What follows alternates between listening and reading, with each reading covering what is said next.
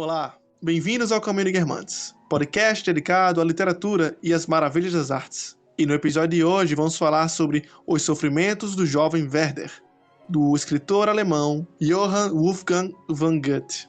Eu sou Joelson Matias e somente o túmulo poderá libertar-me desses tormentos. Oi, eu sou José Guilherme e hoje vamos conversar sobre as cartas de um jovem apaixonado.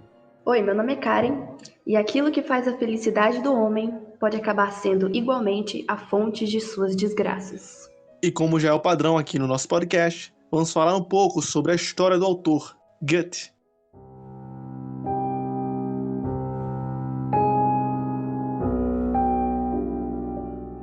Johann Wolfgang von Goethe nasceu em 1749 e ele foi um polímata, autor e estadista alemão do Sacro Império Romano Germânico, que também fez incursões pelo campo da ciência natural.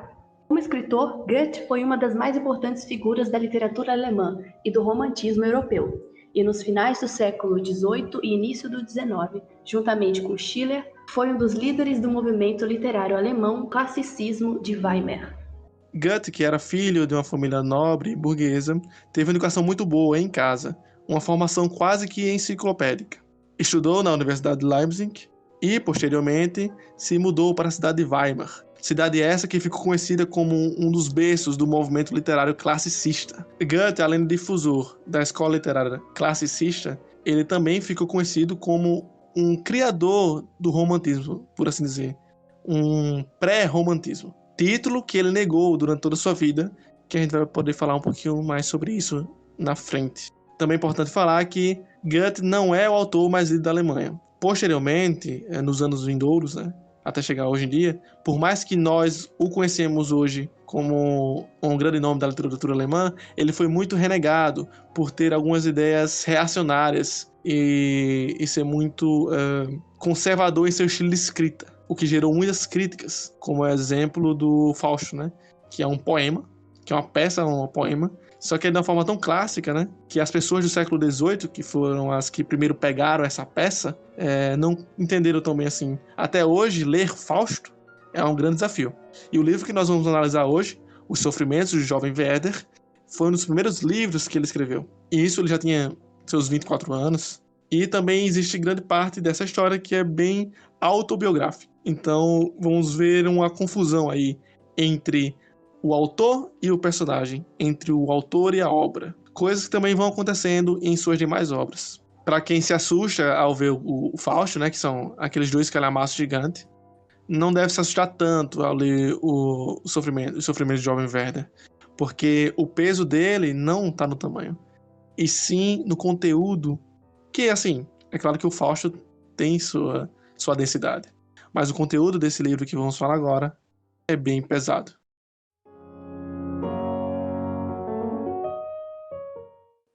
Esse é conhecido como romance epistolário, ou seja, é uma sequência de cartas escritas pelo Werther que narra a história de uma paixão dele, uma paixão muito forte que ele tem pela jovem Charlotte. Nesse romance, ele, bem platônico, uma ideia bem platônica, fica perdidamente louco por essa Charlotte, e a cada coisa que ela faz, tudo faz com que ele a ame cada dia mais. Mas tem um porém, ele não consegue consumar esse amor por ela estar prometida em casamento. E existe a ideia de que esse romance foi, de certo modo, autobiográfico, porque existem traços da biografia de Goethe que lembram essa história. Uma própria Charlotte que ele conheceu na juventude e que é casada com outro homem, com quem ele tinha uma grande amizade. Eu discordo de você que seja um amor platônico. Já começamos assim. Tá, certo. Tá bom, né? Deixa eu acrescentar um negocinho. O amor platônico. Não, mas falando sério, o amor platônico, o Eros, pegou lá. Aquele que é inalcançável, pô. É aquele que é inalcançável, que é... Mas é ideal, mas mas a gente vai chegar lá. Deixa eu acrescentar o negócio aqui.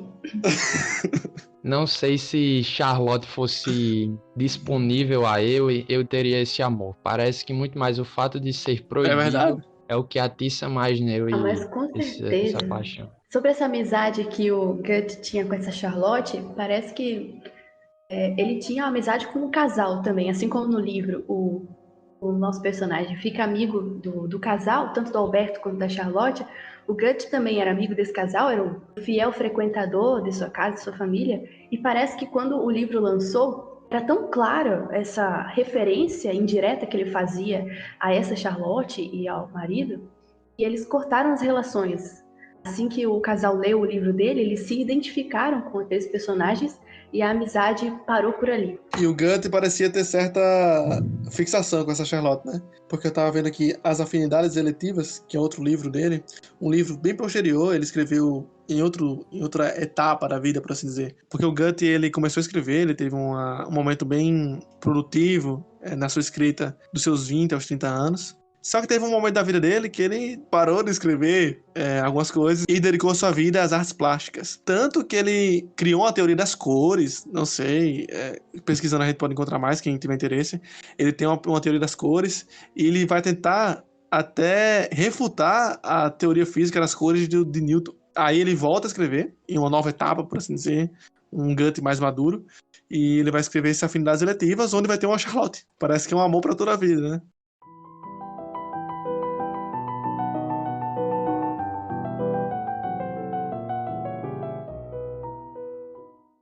Como o Zé Guilherme já falou anteriormente, esse livro ele é feito em cartas, né? E a obra já começa com um editor, que não é o editor do livro real, mas sim o livro fictício, o editor dessas cartas, por assim dizer. Ele vai dar alguns avisos sobre a história, né?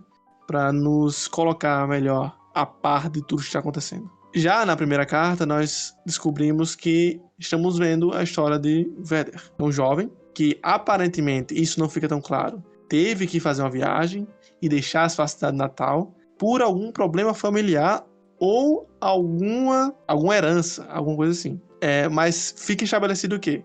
Ele mora na cidade, a mãe dele está na cidade, só que no momento em que as cartas se iniciam em nossa história, ele está em outra cidade. Por isso que ele envia cartas, que era o meu padrão de comunicação na época. Lembrando que a história se passa no tempo em que foi escrita, que é no final dos anos 1700, 1794 até início de 1800.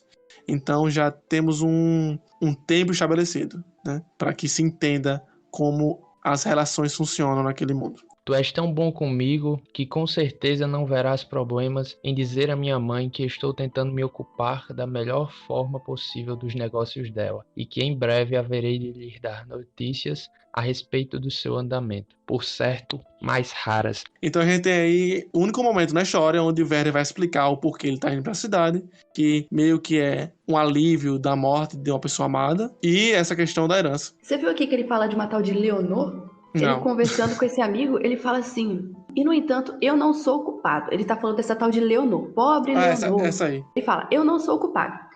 Tem-me alguma culpa se, procurando distrair-me com as suas faceirices, a paixão nasceu no coração da sua irmã? Entretanto, serei eu inteiramente irrepreensível? Não procurei alimentar os seus sentimentos? Parece que ela se matou também, né? Por Parece. causa dele. Tipo, o caso Ai, que meu acontece Deus. com ele, aconteceu com ela antes. Caramba, se for já um ciclo de desgraça. Um É. easter egg aqui o negócio. Mas, olha, isso aqui é suposição da gente. Mas de qualquer Aham. forma, dá para entender um pouquinho do mistério desse estilo literário, né? Porque a gente se sente justamente como alguém que pega a correspondência de outra pessoa.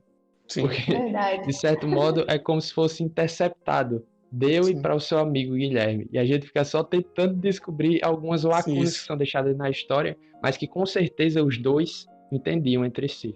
Então, já é legal a gente pôr isso agora, para que nossa discussão seja bem interessante, bem legal. Porque, assim, com certeza o ouvinte que já leu esse livro também tem muitos questionamentos. Alguns momentos são obscuros, alguns momentos passa batido, né? Algumas coisas passam batidas porque ele não reforça algumas informações. E além desse fato que o Guilherme trouxe agora de que a gente está interceptando as mensagens.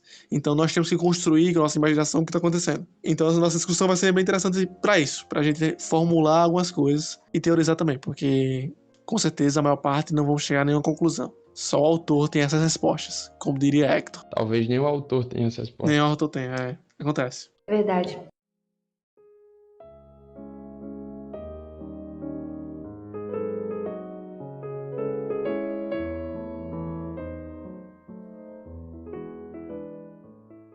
Mas aí a gente já tem uma desgraça anunciada no começo. Que é a morte de alguém, né? De uma moça que amava o Werder. E depois dessa morte, os ânimos ficaram exaltados. Ele ficou um pouco, né, deprimido. E ele aproveita esse momento de buscar herança pra ir dar uma relaxada. Ir pra casa do sítio, um interior, né? Parece ser uma cidade no interior da Alemanha. E lá ele vai respirar novos ares. Logo no início, nas primeiras cartas, a gente já sabe que ele é um pintor, né? Ele fala muito sobre desenho. Ele gasta muito tempo observando a natureza, observando as coisas. Ele é um artista nato. Ele vive por isso, ele vive pela observação da natureza. E isso faz que ele tenha um gênio muito impetuoso. Ele é uma pessoa muito, muito exagerada em todos os sentidos. Só que por início nós atribuímos esse amor a tudo como sendo fruto de sua arte e produtora de sua arte. Ele também gosta muito de ler Homero, né? Homero. Uhum. Direto ele fala de Homero. E apesar desse início conturbado, o que vale aqui salientar é que ele está a trabalho por motivos. Ele foi realizar uma coisa que a mãe dele pediu para fazer, e o que importa é que ele está em uma casa de campo, em um lugar reservado. Lá ele tem muito contato com a natureza e ele se sente bem com isso. Desde o começo a gente tem uma ideia muito bem clara assim daquela personalidade dele. Ele é um cara que é solitário e que gosta da solidão. Ele vive naquele paraíso, aquele campo para ele é um paraíso, é um bálsamo para o coração dele, sempre fremente, transborda ao calor exuberante da primavera. Então a gente vê assim que não só o personagem, mas a narrativa do Goethe é extremamente romântica. A gente vê esses traços aí de arcadismo, de bucolismo, uma relação íntima com a natureza e muito poética a escrita dele, assim, ele consegue levar a gente para a mente do personagem e entender como é que ele vê o mundo. Isso de ver o mundo é uma coisa muito importante, porque é legal falar isso no início também. Eu, quando li o livro, eu tive a tendência, assim, não sei se foi igual para vocês também, mas de ficar a todo momento julgando ele, porque eu sabia qual seria o final, qual seria o desfecho da história e desse drama que ele vivia o tempo todo. Eu tentava procurar motivos, procurar razões para tanto sofrimento. E aí eu via, poxa, mas ele é falho aqui, olha o jeito que ele pensa, olha essa concepção de mundo. Só que aí aos poucos, isso vai deixando de ser importante, porque o Goethe consegue te trazer para a realidade mesma do Werder e tentar entender como é que ele vê o mundo e por que que ele sente tanto da maneira que ele sente. Até no início, alguns podem achar que ele é meio melodramático demais, que ele é muito romântico no sentido que se entende no senso comum. Já aqui a gente já pode abrir um parênteses que o romantismo que o Goethe vai escrever é um pouco diferente da ideia de romantismo que nós temos, da ideia de romântico, do amor um pelo outro. O romantismo, ele teve entre seus autores, alguns autores como Álvares de Azevedo, que é um cara que, se você for tentar ver o romantismo dele, não é nada de novela, não é nada de livros bonitinhos. É um amor impossível, que sempre leva à morte, fatal. Um amor de uma pessoa que é doentia. E no Werder a gente vai ver um romantismo como um estilo de vida, quase. É uma filosofia, não é o romantismo amor homem-mulher. Isso tem na história, mas o romantismo está no Werder antes do amor aparecer nele. O romantismo é como ele vê a paisagem, como ele vê o mundo, como ele entende seus próprios sentimentos. O Werder, ele acaba fazendo amizade com algumas pessoas ali no campo, principalmente com os mais simples. Então ele faz amizade com o jardineiro, o pessoal é muito hospitaleiro. E ele, desde o início, a gente vê que ele é artista, né? Ele é desenhista, pelo jeito. Está sempre acompanhado de Homero, das suas leituras, inclusive é muito bem descrita assim, a cena quando ele deita na grama para ler, uma coisa muito tranquila assim, mas ele também desenha. E esse desenho, essa arte dele, é como se fosse a principal expressão desse sentimento que ele tem em relação à natureza. No dia 15 de maio, ele diz, logo no início: as pessoas simples do lugar já me conhecem e gostam de mim, sobretudo as crianças. Eu já estava se ambientando mesmo, gostando do local onde eu estava. Ele tem um amor pela experiência humana, né? Ele gosta de ver as crianças, gosta de ver as pessoas mais velhas que têm sua própria sabedoria, apesar de não ser uma sabedoria acadêmica. Ele gosta de conversar com os menos favorecidos, de ajudar. Ele é uma boa, né? Se a gente olhar assim. Ele é uma pessoa boa. Tipo, seria um cara legal de conversar? É legal a gente pontuar a referência que ele faz ao Todo-Poderoso, né? A figura de Deus, assim, desde o início. Ele diz que está na grama lá e ele vê as formigas passando, as folhas, não sei o quê. E ele diz que é como se ali ele tivesse sentindo a presença do Todo-Poderoso que nos criou sua imagem. E se refere até a um todo amante, a um Deus de amor que nos sustenta. E, enfim, esse cristianismo, né? De alguma forma Sim. assim, ele faz uma referência ao Deus. E isso pode ajudar a gente a entender algumas coisas lá para frente. Apesar de E ser um tanto até, deturpado, né? A visão que ele tem às vezes. Exato, é, esse é o problema. até esse teísmo dele é bem sentimental também, É verdade. voltado a essa relação de quando ele fala. A gente vê, né, nas suas palavras, quando ele se refere a Deus, alguma coisa, é algo bem afetado, de certo modo, às vezes. Isso. E sempre muito bom, né? Só coisa positiva. Isso já levanta algumas questões quanto à natureza das cartas e da veracidade que está sendo escrito ali, certo? Porque é o seguinte, vai ter acontecer uma coisa, né, que vai ser a Charlotte vai aparecer, ou a Carlota vai aparecer, e a gente vai ter que discutir sobre isso, sobre a veracidade dos fatos narrados por ele. Só que antes disso, a gente tem que entender que está sendo escrito por cartas, né? Então, é como se fosse um livro em primeira pessoa, por assim dizer, um narrador em primeira pessoa no início. E o que me preocupa não é somente se é verdade ou não aquilo que ele está falando, tal como a gente tem que se preocupar quando o Dom Casmurro está falando e contando sua história sobre Capitu. Quando o Bentinho, que é um advogado, pode estar tentando nos enganar com sua narrativa. Mas o que mais chama a atenção aí é o seguinte: a visão de mundo do Werther é meio estranha. Então, quando ele vai contar uma história, é meio estranho, não tem pra morrer. Eu realmente não sabia se o que ele estava falando era verdade. Porque eu vou pontuar isso mais à frente, quando for acontecendo e for lembrando.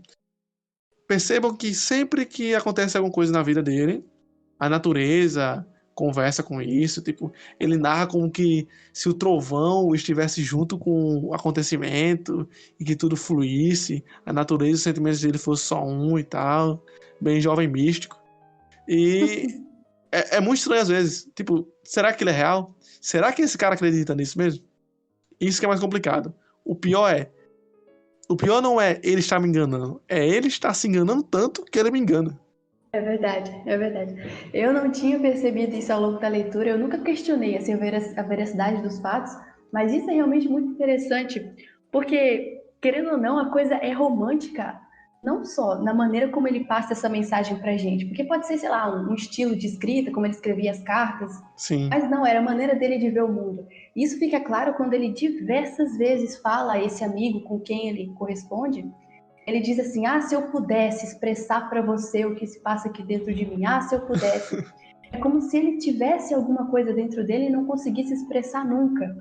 E aí, talvez escrever seja uma forma de aproximar a escrita, sei lá, essa realidade sim. escrita da realidade que ele vê com os olhos dele.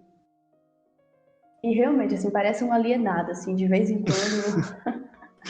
E aí ele faz amizade e parece assim que ele fica bastante tempo no meio dessa gente, porque ele fala assim que tem jantares, tem bailezinhos improvisados. Ele passa uma temporada ali mesmo, ele se acostuma com aquele lugar e ele fala que se sente extremamente feliz ali. Mas tem sempre um mas, tem sempre um porém. Todas as expressões dele de alegria tem sempre um porém. E esse porém está sempre relacionado com algo que ele tem dentro dele, com alguém que ele é que ele não consegue expor. Ele fala assim: eu me sinto muito bem, contanto que eu não me lembre de um mundo de aspirações adormecidas no mais íntimo do meu ser, entorpecendo-se pela inação. É como se ficasse ali guardado, inativo, algo que faz parte dele e que ele não coloca em prática, digamos assim, ele não consegue ver isso no mundo real, no mundo cotidiano, mas está dentro dele e ele oculta isso com todo cuidado. E isso aperta o coração dele de alguma forma. E aí que ele, pela primeira vez, fala numa das cartas que ser incompreendido é o destino de todos aqueles que se parecem comigo. Eita, é o homem do intelecto hipertrofiado aí. Pois é, mais um. Eu tive que escrever uma nota ali do lado. Eu falei assim: teremos aqui mais um homem do subsolo? Só mais uma coisinha. Nessa mesma carta que fala sobre ser incompreendido como o destino de todos aqueles que se parecem com ele, ele fala sobre a morte dessa amada, dessa amiga da juventude que morreu. e ele se lamenta por tê-la conhecido. Ele diz assim: és um insensato em busca daquilo que não se encontra neste mundo. Então aí a gente vê mais um ponto da personalidade dele, que é essa busca por essa eternidade que existe nas coisas, de alguma forma que ele não consegue se satisfazer com o dia a dia, mesmo que ele se sinta feliz, tem sempre algo faltando. Só que no parágrafo imediatamente seguinte a esse, ele fala: mas eu encontrei essa coisa. E ele fala: eu senti junto de mim um coração, uma alma eleita, junto dos quais eu queria superar-me, tornando-me tudo aquilo que serei capaz de ser. E aí, tipo assim, é como se essa coisa pela qual ele procurava, ok, eu concordo, digamos assim, ele não encontra isso aqui nesse mundo, é uma coisa mesmo que ele não vai conseguir encontrar todos os dias, não é algo tão comum assim. Mas esse vazio, essa coisa que ele sentia, ele associou diretamente a uma pessoa. Nesse caso, era essa amiga, era essa mulher. Então, olha o tamanho do peso que ele coloca sobre essa mulher. Sim. O tamanho do valor que ele tem por ela. Assim, é uma coisa de vida, é algo que falta um pedaço nele, assim, uma sede transcendental, espiritual mesmo a coisa. E ele associa diretamente a essa mulher. E isso aí, querendo ou não, vai ser um problema, né, no futuro. Sim. Desde o início a gente Porque, consegue perceber isso. porque a gente já vê nele um perfil de alguém que sempre coloca o mais importante no outro. Ele tá passando sempre a responsabilidade para outra pessoa. Ele nunca tá com ele só. E a visão do mundo dele explica isso. É porque o que tá dentro dele é muito grande. É tão grandioso que ele não consegue explicar. Ele não consegue exteriorizar o que tem dentro dele. Então a forma que ele consegue de movimentar tudo isso dentro dele é para outra pessoa. E sempre essa mulher, né? Que no caso agora era amiga da juventude. Ah, porque a amiga da minha juventude ficou para trás. E porque eu a conheci, eu deveria proclamar: és o louco, procuras o que já não estás mais aqui embaixo. Mas foi minha, essa amiga, senti esse coração. Essa grande alma em cuja presença eu julgava ser mais do que era, porque era tudo o que eu podia ser.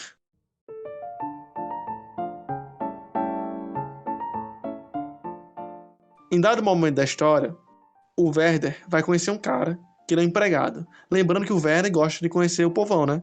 Ele não é da classe nobre, mas tem dinheiro. Então ele é uma pessoa que ajuda os outros e tal. E gosta de conversar, gosta da experiência humana, como a gente falou até agora. E daí ele vai conhecer um cara que é empregado. É, tipo um mordomo, faz tudo nessas casas de pessoas mais ricas. E esse empregado vai ficar contando histórias, porque o velho é um cara legal. Gosta das crianças e tal. Conversa com os mais velhos, conversa com os mais simples. E ele vai conversar com esse empregado, e esse empregado vai contar a ele uma experiência sensível que ele tem de uma mulher que é ideal. E Werner fica pensando muito nessa mulher, né? O Werner tanto vai escrever uma carta, né? Que é por aí que ele vai conhecer a história, falando o seguinte: ah, esse empregado falou dessa mulher. O jeito que ele contou que essa mulher especial foi tão legal, foi tão inacreditável, que eu não quero conhecer essa mulher pessoalmente. Porque se eu a conhecer pessoalmente, não vai ser tão perfeita quanto ele me descreveu. Isso a gente vê narrado, por assim dizer, em suas cartas, um tempo antes dele ser convidado para um baile. Não é isso? E aí que eu fico pensando, será que a semente da pessoa ideal também não foi germinada aí? É claro que, como a gente falou, o Werner já tem essa coisa de transferir para o outro o amor, transferir para o outro todas as suas energias e colocar como se fosse o centro do mundo, pois ele mesmo aparentemente não consegue aguentar o peso de sua existência. Mas a gente vê na história, não que seja uma justificativa do personagem, mas sim uma demonstração narrativa de que a semente desse amor platônico, entre aspas, que a gente vai discutir se esse amor é platônico ou não, ou desse amor ideal, vai ser plantado nesse momento. E é aí que a gente chega na cena que ele vai ser convidado para uma festa, um baile, que é um dos momentos mais cruciais da história.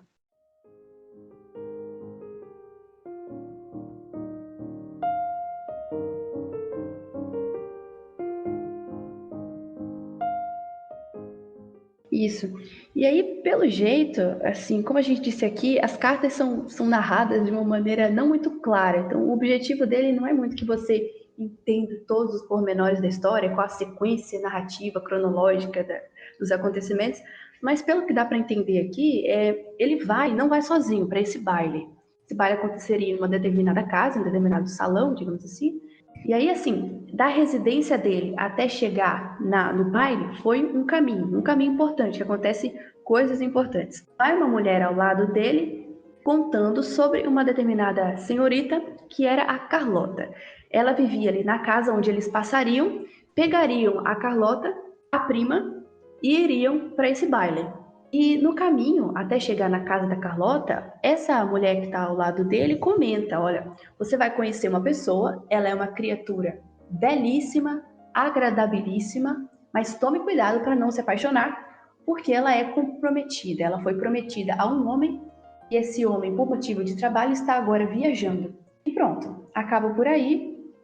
Ele fica já avisado, né, do comprometimento dessa garota antes mesmo de a conhecer. Mas já vai com a ideia de que ela é uma pessoa muito boa. E nessa cena a gente também observa que, como ele mesmo diz, né, o informe deixou-me quase indiferente. Então ele meio que deu de ombros para essa notícia que a acompanhante dele havia acabado de dar para ele.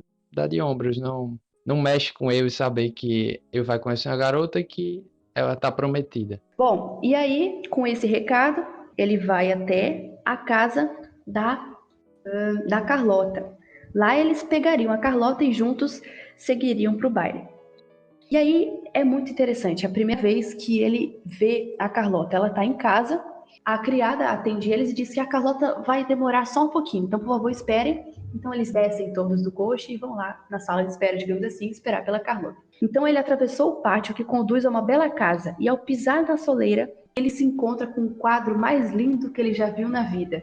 Ele narra então a cena que está a Carlota e em volta dela várias crianças que depois a gente sabe que são os irmãos da Carlota, e ela está assim, um vestido muito simples, de uma maneira muito simples, mas assim, altiva, com autoridade, como alguém que cuida daquelas crianças, e todas gostam muito dela, e ela está servindo pão para cada uma delas. E aí é o primeiro contato deles dois. Aí eles começam a conversar, ele fica muito encantado, não só com a beleza dela, mas também com a inteligência, com a maneira como ela conversa, expõe suas ideias. E aí eles continuam a viagem, agora com a Carlota junto com ele no carro, seguem até o baile. Essa parte que ele narra, a visão que ele tem como um quadro, do jeito que ele fala, nós realmente conseguimos ver como um quadro, né? Tipo, dá pra imaginar aqueles quadros clássicos, né? Aquelas pinturas onde as pessoas estão comendo, distribuindo comida, ou que tem muitas pessoas em cena. Ainda mais quando uma dessas pessoas é uma mulher muito bonita, agradável e simples ao mesmo tempo. Parece algo bem angelical, né? Sim. Ele coloca toda essa áurea virtuosa ao redor dessa cena. Pois é uma mulher bonita, inteligente e que tem esse cuidado com a família. Ela tá ali distribuindo pão, quase uma santa. E é bem assim mesmo que ele se refere a ela. É um anjo, ele fala assim na carta. Pois bem, o baile segue muito bem. Eles dançaram vários minuetos e a conversa continuou desde a viagem do carro, falando sobre tudo. Ele fica encantado com a visão que ela tem sobre a literatura, inclusive. Ela diz que prefere aqueles autores que tentam se aproximar, que façam a história se aproximar da realidade dela, que era aquilo, que era o campo, que era a família. E ele ficou encantado ficou encantado com a inteligência dela.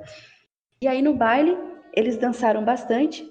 Diz aqui que ele convidou algumas damas, uma após outra, mas era justamente as menos agradáveis. Não quiseram dar a mão para ele para finalizar. Sim, tanto que dado o momento dessa cena, eles vão conversando, né, também enquanto dança e tal. E, pelo jeito, os dois concordam em dançar um estilo de música específico lá. Não me lembro qual é. Só que, como é uma dança em grupo, né? Então o pessoal vai trocando e tal, aquela coisa, socialização da nobreza, esse tipo de coisa. Então os pares vão trocando, mas sempre voltam pro par original. No momento em que eles vão dançar essa música, que ambos queriam dançar juntos, eles deveriam estar com seus pares originais. Ou seja, Carlota não estaria com o Werther. Então eles combinam assim, fala o seguinte, eu falo com o meu par, a Carlota fala pra ele, eu falo com o meu par, e peço pra ele pra me liberar, e você fala com sua par. e a gente vai e dança junto. Vamos combinar. Então ela instiga ele a sair disso aí, né? A dançarem juntos aquele momento especial. Isso pro Werther é um prato cheio, né? Pra mentalidade dele voada e romântica, meu Deus. Acho que qualquer palavra que a gente colocar aqui não vai realmente mostrar o amor, a paixão que eu senti e que eu fui criando por Carlota. É algo que até eu diz isso algumas vezes, né? Eu não consigo expressar e tal, bem eufórico. E imagina a gente, né, aqui falando de como eu não consigo se expressar. Então é realmente uma paixão avassaladora que eu tenho.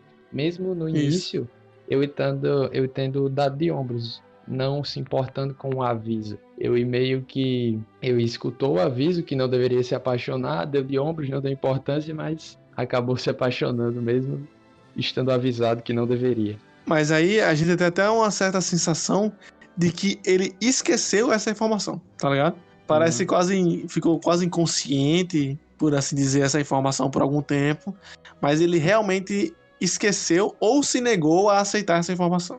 É porque é o seguinte, em dado momento de história, vocês podem me ajudar a relembrar essa cena, eles vão estar lá dançando e tal, só que começa a chover muito forte, e começa a ter relâmpagos, a trovoar, né, esse tipo de coisa. E quando essa chuva começa, que vai acabar com a dança, porque as mulheres vão ficar com medo, coisa que eu não entendi, porque eles moram na Alemanha, né, deve ver chovendo lá. O tempo deve ser horrível, né? Do ponto de vista deles. Então, não entendi muito bem. Mas o foco é o seguinte, eles estão dançando, né? É a cena bem bonita, bem específica. Eu acho que é a dança específica na qual eles saíram de seus pares para dançarem juntos, né? Quando Carlota e Werther estão juntos, Werther olha para ela e Carlota percebe que o amor está brotando no coração do Werther. A Carlota fala assim, eu sou comprometida. Quando ela fala isso, um trovão lá fora, né, explode. Ele falou um negócio e aconteceu. E é engraçado, só que se a gente pensar pelaquela coisa que eu falei antes, de como as emoções e os acontecimentos na vida do Werther estão conectados em seu discurso, em sua escrita, isso aí é mais uma vez evidenciado. Ele não lembrava que ela era comprometida. Mas quando ela fala, eu sou comprometida, aí ele liga uma coisa a outra. Ah, foi isso que aquela mulher falou, foi isso que minha acompanhante falou lá na carroça, que ela era comprometida e eu não podia me apaixonar por ela. E tipo, a gente fica até naquela... Caramba, provavelmente isso não aconteceu. Não. Provavelmente quando ela falou, não trovoou atrás dele. Provavelmente isso não aconteceu. Mas fica até complicado a gente julgar, porque mesmo provavelmente os fatos objetivos, a realidade não ter acontecido daquela forma, foi daquele jeito que ele sentiu. É isso, foi exato. Daquela forma que ele sentiu tudo aquilo que aconteceu. Pode até ter trovoado em outro momento, só que na mente, no coração dele, foi daquela forma.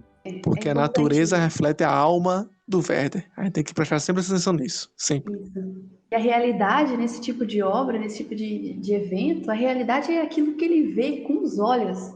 É aquilo que ele vê no momento dele. Então, é difícil a gente tentar, assim, se referir sempre aos fatos, ao que era, e ficar acabando com a imagem dele por causa disso.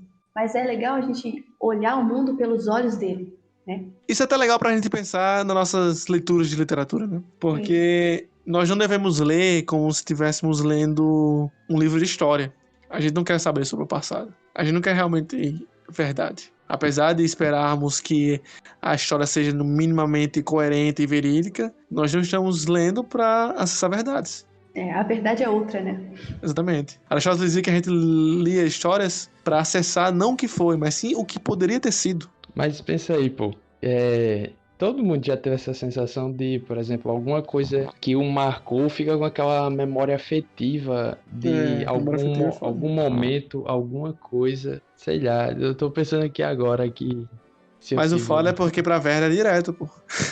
Pra ele é toda a situação. Mas é até engraçado porque aparece um clichê do romantismo, que é até usado até hoje em séries e tal, de que o momento derradeiro, onde as coisas vão acontecer, vão iniciar ou acabar de vez, não acontecem porque algo exterior atrapalha. Por exemplo, você tá assistindo uma série, né, sobre investigação, e o personagem principal precisa de uma informação de que um coadjuvante tem, e você já sabe que informação é essa. Só que na hora que o coadjuvante vai entregar a informação principal, acontece uma coisa e a informação não consegue ser passada e, tipo, desenrola várias merdas na história porque essa informação não conseguiu ser passada. E você fica frustrado. É um elemento narrativo bem usado. E é uma coisa bem romântica, pra você dizer. Nunca consegue alcançar o final. As tragédias aconteceram por causa disso. E, assim, naquele momento, ou a Carlota acabava o assunto, acabava a relação ali, ou o Werner era doido e se declarava pra ela ali. Talvez isso acontecesse, talvez não. Mas o fato é que aquele momento foi interrompido pelo trovão. E depois do trovão começou a chover. As várias trovoadas gerou pânico dentro do salão. E então eles não conseguiram terminar sua conversa. Então a gente vê um diálogo interrompido. E a gente vai ver que a interrupção desses diálogos é o que vai fazer crescer esse amor ainda mais de Werner pela Carlota. Porque parece que o Werner não vai entender a mensagem. Tipo, ele vai entender, mas vai negar. Porque sempre fica, e se? Ela não falou explicitamente, e se? Tal. Porque sempre é interrompido por alguém, ou então a Carlota tenta não falar diretamente, e fica sempre no e se. E esse é o primeiro e se da história. Sempre criando conjecturas, né? Ele é muito desapegado da realidade, muito. E outra coisa, esse flerte que ele tem com a Charlotte, fica claro não só para ela, que já começa a dar sinais assim de calma lá, né? Abaixa aí, tira o cavalinho da chuva. Mas para as outras pessoas também. Ele fala que do nada chega uma senhora lá e conversa assim com a Charlotte, tipo assim, ei, o que esse cara aí, qual é a dele? E aí ele diz que a senhora intencionalmente cita o nome de Alberto umas 3 vezes, assim, alto, né? Para que ele escute e para dar aquelas alfinetadas. Sim. Werner olhou para a situação e disse, meu casal. Meu casal? Caralho, é verdade. Vocês entenderam o jogo que ela faz aqui? Porque eu não entendi. Como é que é isso? Não entendi também, não. Roda, coisa alemã. Aí ela fica dando um tabefe até chegar a 1000, pô. E tipo assim, dá margem pra ele inventar coisa. Porque ele tem a sensação de que quando ela bate na cara dele é mais forte. Nossa, é verdade, meu Deus. Muito viajado. Mas aí eu sei que acaba. Pode dizer. É muito dramática essa cena do trovão, pô. Eles se aproximaram da janela, uma chuva deliciosa começou a cair. Tipo, parou o trovão. Quando eles estavam juntos, acabou o trovão, começou a cair uma chuva bem suave. Ela estava apoiada sobre o cotovelo, olhando para o céu. E aí ele fala, notei que seus olhos estavam banhados de lágrimas. Ela colocou a mão sobre a minha e exclamou, Klopstock.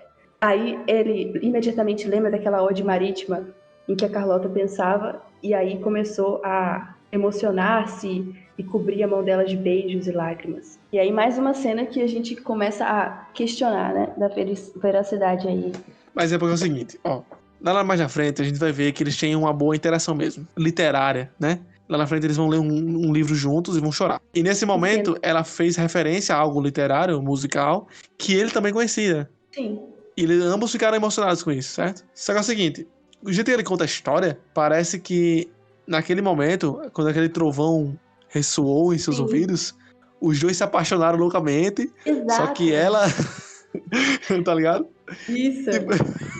Não necessariamente a citação dela a Klopstock é falsa, mas não era a ele que ela estava se referindo, entendeu? Exatamente. Ah, meu Deus. É isso mesmo. Não duvido que ela goste dele ou que ela tenha dado condição em algum momento. Mas que ele exagera, ele exagera. Eu acho que talvez ela goste de ser bajulada como também tem isso. Como eu faz, né? São dezenas, várias vezes que eu diz que se joga aos pés dela, beija suas mãos dezenas de vezes.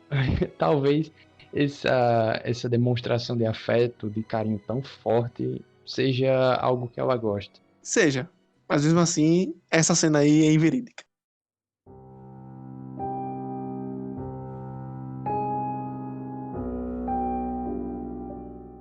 Bem, e depois desse baile, a amizade com Carlota, como a gente narrou a história aqui, pode parecer que ele estava apaixonado e que ele pensa que ela também estava, que era recíproco, só que era tudo ilusão da cabeça dele. Mas assim, a amizade realmente existe, ela tem uma afeição por ele e ele pela afeição e também pela paixão, né, começa a ser um frequentador assíduo da casa dela.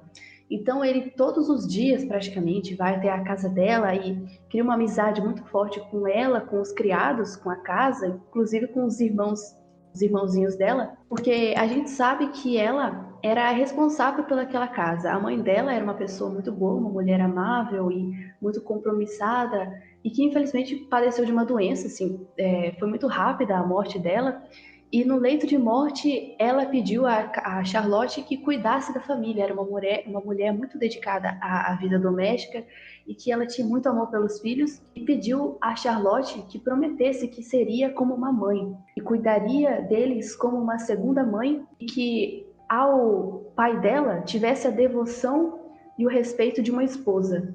Então, colocou ela assim num lugar de autoridade naquela casa. E ela assumiu isso de uma maneira espetacular, assim, é belíssimo a gente ver as narrações de como ela trata a família, como ela trata os irmãos, o pai dela. Então, ela era a mulher da casa. Ela cuidava do pai, que também com certeza já era idoso, e de todos aqueles irmãozinhos dela, que se não me engano eram 8, né? E o Werder fica muito amigo de toda essa família, somente das crianças e dela. Só lembrando que nesse leito de morte, a mãe dela também vai pedir que o Alberto se case com a Carlota e que cuide dela. E isso é muito importante para que a gente entenda o lado do Werder como verdadeiro. Porque é o seguinte, partindo pelo pressuposto que a Carlota está apaixonada pelo Werder, existe um problema aí. Ela gosta também do Alberto e tem uma promessa aí, promessa da mãe. Ou seja, se ela deixasse o Alberto, ela deixaria o posto prometido que deu a mãe dela, que a mãe dela deu a ela. Ela prometeu que ia cuidar dos filhos delas, cuidar da casa, cuidar do pai, se casar com o Alberto, que é um bom homem, um homem que tem uma boa quantidade de dinheiro e que ia conseguir suprir e cuidar da família. Então não é só uma coisa que ela tá abrindo mão, não. Tipo, ela tem responsabilidades além do seu amor. Ela tem uma responsabilidade familiar além disso. Então já é um bom argumento aí pro Werder aí, né? Ser verdadeiro o amor dela por ele. Mas, de qualquer forma, não parece ter um peso tão grande assim, essa promessa. Tipo assim, é claro que tem um peso, mas é como se não fosse esse o fato definitivo para ela aceitar o Alberto. E também porque é muito duvidoso qualquer referência que a gente tenha ao Alberto aqui, porque o Alberto é o arqui-inimigo do Werder, do narrador da história.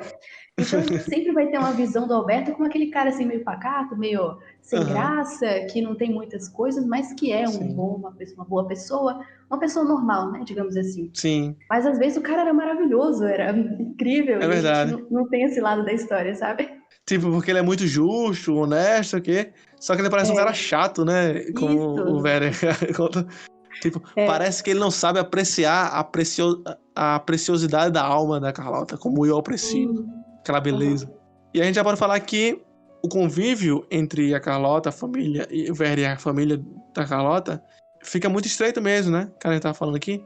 E ele vai começar a gostar dos filhos, dos irmãos da Carlota. Ele mesmo cortava os pães e dividia com a Carlota. Tipo, bem fofinho mesmo, né? E aí já vem uma lembrança, um questionamento que a gente pode fazer agora. Qual é a idade desses personagens? Putz. Isso é importante. Na minha cabeça, eles tinham sempre assim, uns 20 e poucos. Mas Tatiana diz que não. E aí eu comecei a questionar. Eu vi em outros cantos também, que ele não tem essa idade. Ai, que horror. Tipo, ele é novinho mesmo. Muito estranho. Aí eu fico perguntando, será que ele é novinho e eles são mais velhos? Tipo, Alberto e a Carlota? Caramba. Eu acho que sim. Até porque a linguagem toda dele, claro, se você for ver a história, você vai ver algo, de certo modo, rebuscado, muito romântico e tal. Mas se você for abstrair o conteúdo daquelas mensagens, daquelas cartas, é algo tão juvenil, tão adolescente às vezes, que não me parece que eu teria a maturidade com que Alberto enxerga a vida. Parece que Alberto é muito mais responsável. Isso. Tá pronto para ser um homem de família, um pai de família. Enquanto eu é um adolescente sentimental que é muitas vezes até presunçoso de dizer, olha, Alberto não ama ela como eu amo, tal. Frases como essa que não me fazem crer que eu é realmente mais jovem do que o casal em questão. Verdade. Tipo, Zé Guilherme até conversou comigo no meio da leitura, falou assim, eles vão passear, né? Daqui a pouco a gente chega nessa parte, mas já adiantando, o ouvinte já leu, né? Então, não tem pra que ser tão... Espera-se, né? E em certo momento eles vão conversar lá, né? Vão sair, aí tá o Alberto, a Carlota e o Werder. E o Werder vai começar a beijar a mão dela, andar de mão dada com ela. Aí Zachary falou assim, se fosse minha noiva, eu não deixava isso acontecer, não. Não é isso? Exatamente. Só que assim, a gente vê que o Alberto fica incomodado, sim. Só que talvez isso seja mais um argumento pra mostrar como ele é mais novo. Talvez ele releve por isso, tipo assim, é um amigo mais novo dela, sabe? Um menino aí, Sim. sabe? É verdade. E ele não trabalha, é tanta coisa, ele não teve o seu primeiro emprego, por assim dizer. O primeiro emprego dele tá vindo ainda. Tipo, ele não tem essa responsabilidade na vida ainda. Tipo, não é só um vagabundo de 20 anos. Ele é realmente um jovem, eu chuto, não é certeza. O ouvinte que leu pode ter seu chute também aí, vocês também podem dizer. Que ele deva ter uns 17 e eles, o casal, uns 20. Tipo, quase assim. Tipo, não é tão gritante a diferença, mas socialmente, a gente olhando assim de fora, é estranho. Tipo, parece que ele é bem novinho e ela é mais velha. Sim, é verdade. É porque, querendo ou não, os jovens lá, profissionalmente, a coisa iniciava bem cedo também. Então, o Alberto, às vezes, até pelo nome, né, Alberto, parece um cara assim, sei lá, uns 25, 26. Mas era muito cedo tudo, estudos Sim. e trabalho. Então, realmente, acho que uns 20 é um bom chute. Mas assim, aí eu fico pensando sobre essa presunção dele, né? Porque ele é tão presunçoso que ele nos faz ignorar às vezes a idade dele, sendo que ele não fala. Ou seja, ele dá a entender a gente, em certos momentos, que ele tem chance. Que ele tá pau a pau com ele ali. Tipo assim, qualquer vacilo aqui eu consigo conquistar o coração dela. Se não fosse prometida, se a É. gente tivesse conhecido ao mesmo tempo, eu conseguia. Pois é. Tá, tô com dó agora. É pra tentar mesmo. Eu acho.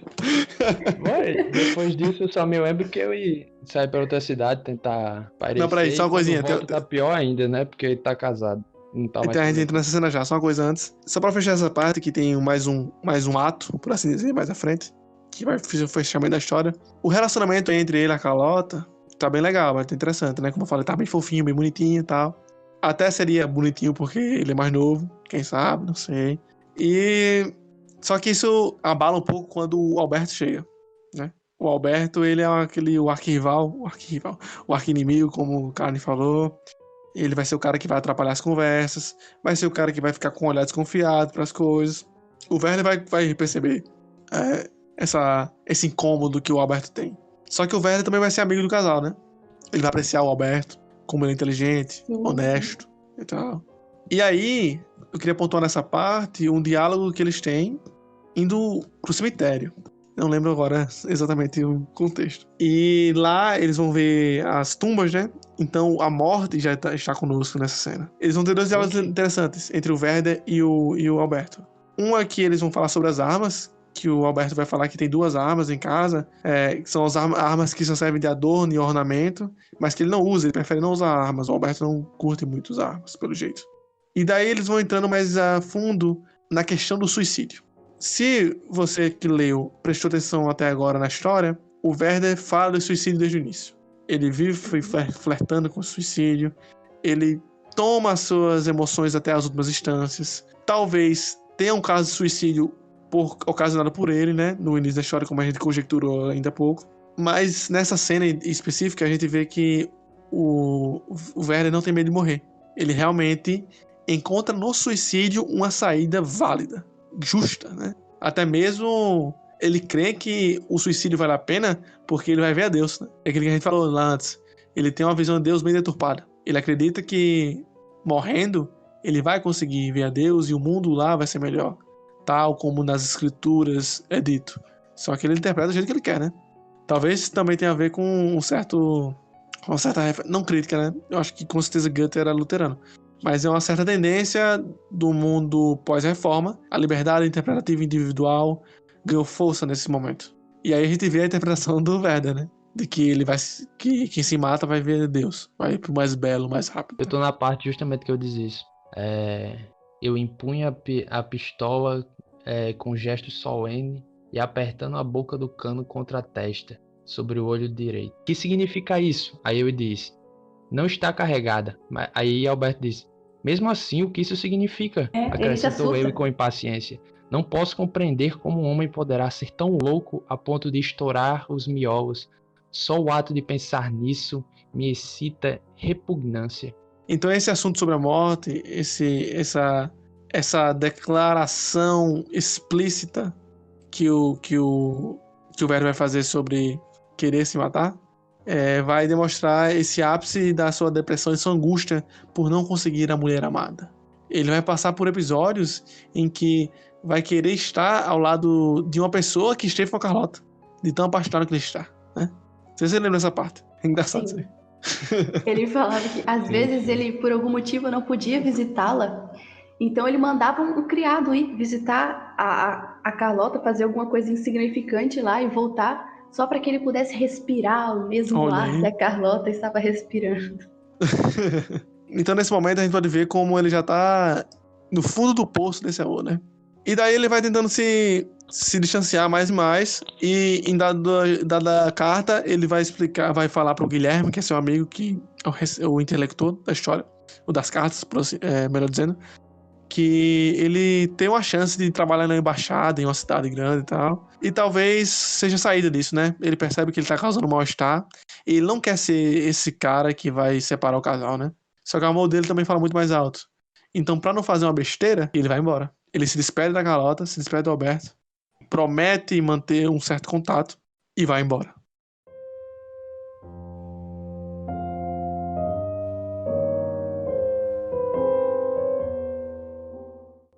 Antes de consumar essa fuga dele, né, ele conversa com o Guilherme sobre Parece que esse Guilherme, assim, ele parece uma pessoa mais velha, que é amigo da família, que tem contato com a mãe do Werther, e que de alguma forma é um conselheiro, assim, parece uma pessoa bem mais velha que ele, que é um amigo.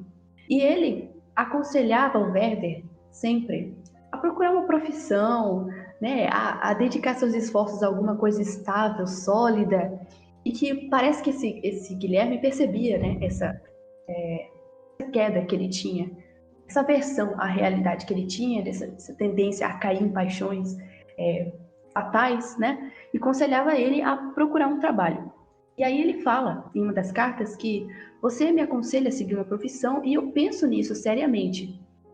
Mas depois, quando eu torno a pensar sobre isso, eu me lembro da história do cavalo cansado de ser livre, que se deixa arrear e esporear e o cavaleiro cavalga até estafá-lo. E então eu não sei mais o que fazer.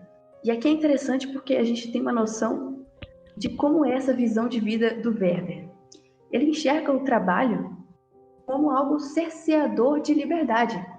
Ele remete o trabalhador a um cavalo que abre mão da sua liberdade, da sua possibilidade de sair por aí, ser livre na natureza, digamos assim, e se sujeita a alguém que vai bater, que vai espancar, que vai fazer ele trabalhar à força e que ele vai viver nessa solidão, nessa tristeza, nessa prisão para o resto da vida. Essa é a visão de profissão que ele tem. E querendo ou não, é um problema porque ele não parece ter muito apreço pela responsabilidade. Assim, se uma pessoa enxerga o trabalho dessa forma, é porque ele não vê no trabalho a importância de ter uma responsabilidade, de ter algo para servir, para desenvolver suas virtudes. E aí a gente percebe também como que falta nele esse ímpeto de crescer, de ter uma base sólida, de ter um centro de existência, ter uma narrativa bem construída. Ele não para pensar muito nisso, na construção dele como indivíduo, porque o trabalho seria uma principal ferramenta se ele pensasse nisso. Mas não, o trabalho para ele é um cerceador de liberdade, uma prisão, e por isso que ele nunca pensa em arranjar uma profissão. Mas mesmo assim, contra a vontade, ele vai fugindo da realidade que é o mal-estar de Charlotte e do prometido, e vai até essa outra cidade em busca de uma profissão. Em termos bem polidos, o Werther, ele é um bom vivão, né? Na prática, ele é um vagabundo, não gosta de trabalhar. Amando das artes, da beleza, do ideal, da filosofia. Viva e deixe viver. Trabalhar ninguém quer, né? Viva e deixe morrer. Vive e deixa morrer.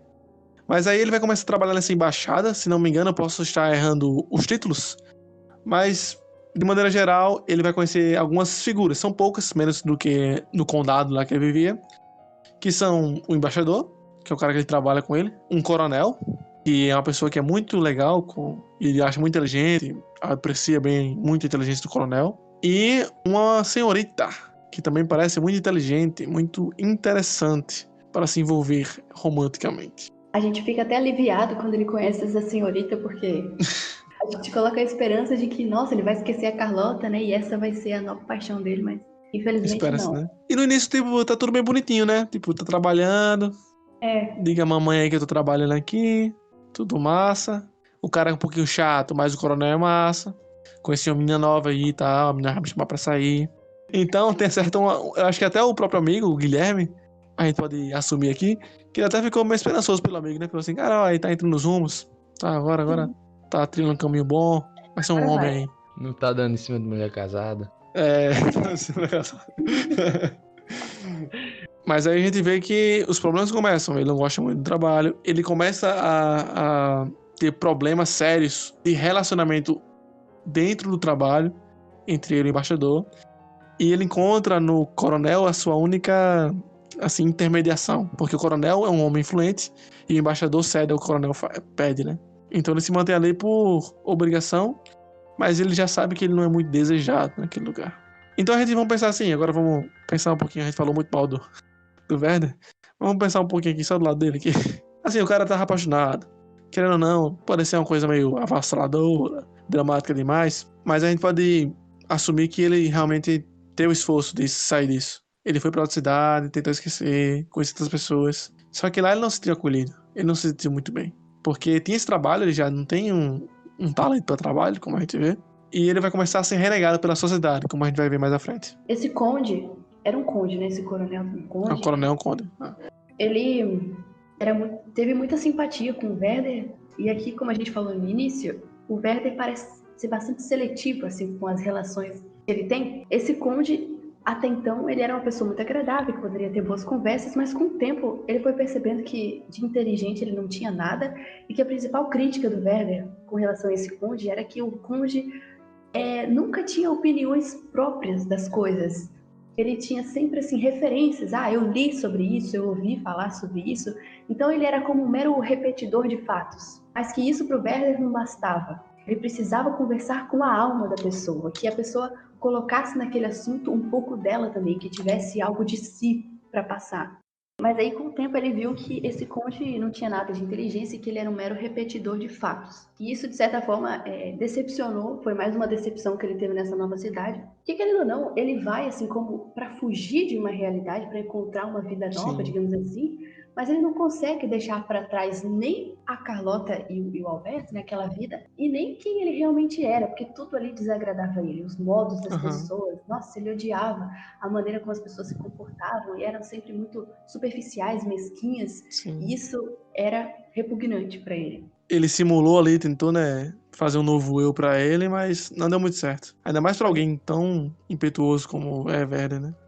Terá também um acontecimento que será a gota d'água pro Werder nessa nova cidade, que vai ser um dia que ele vai ser convidado por uma moça muito interessante que conheceu pra esse baile. Só que o embaixador, que já está bem furioso com ele, manda ele embora. E, tipo, ninguém o impede de ele ir embora. Porque, no final das contas, aquela coisa que Karen falou no início, de que ele não é um nobre, ele é um burguês. Ele tem dinheiro, mas ele não é um nobre. Na verdade, ele não é burguês ainda porque o termo burguês não tinha sido estourado ainda. Tava ali na Revolução Francesa.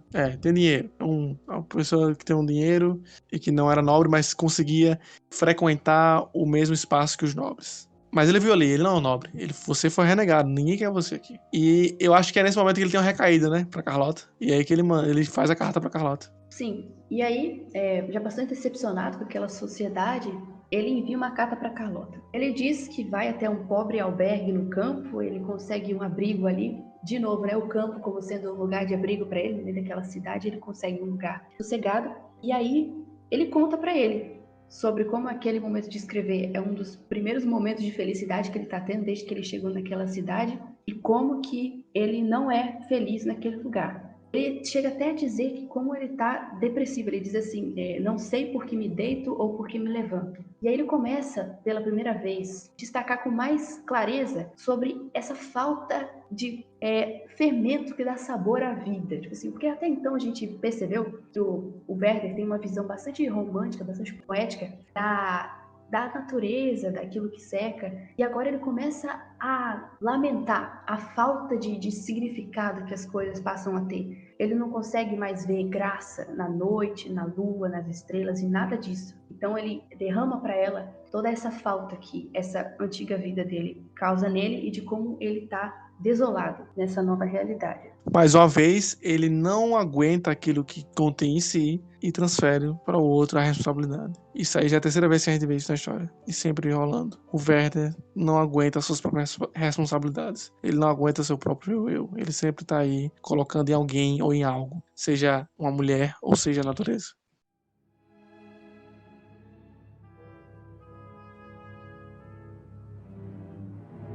O Werther está de volta a estaca zero. Ele tentou sair daquele lugar, tentou ficar próximo de um conde rico, mas o achou chato. Tentou trabalhar na cidade, mas as pessoas não aceitaram. O Werther é uma pessoa muito emotiva, impetuosa, como muitas vezes já disse até agora, mas a gente vê como ele também foi renegado pela sociedade. É claro que alguns podem julgar o seu desejo pelo reconhecimento social algo um tanto vaidoso, só que a gente tem que ver também que ele não tem outras formas de alimentar o seu amor próprio. Tendo em vista que, a grosso modo, esse seria o Instagram deles, né? Hoje em dia a gente tem o Instagram para alimentar nosso ego, e isso seria a saída dele. Então não temos muito o que julgar nessa parte. Mas a gente vê aí um homem já, que já se passaram quase 2 anos, não é isso? Desde o início da história. Então, se ele já era um pré-adolescente, ele agora já é um adulto, já tem responsabilidades. Mas aí a gente vê alguém que tentou mudar algo, tentou fazer as coisas, tentou se sair daquele relacionamento que não era certo pertencer. Mas no fim da história, ou seja, nessa parte que vamos falar agora, ele se entregou ao seu amor. Mas, infelizmente, se entregou à parte mais doentia deste amor.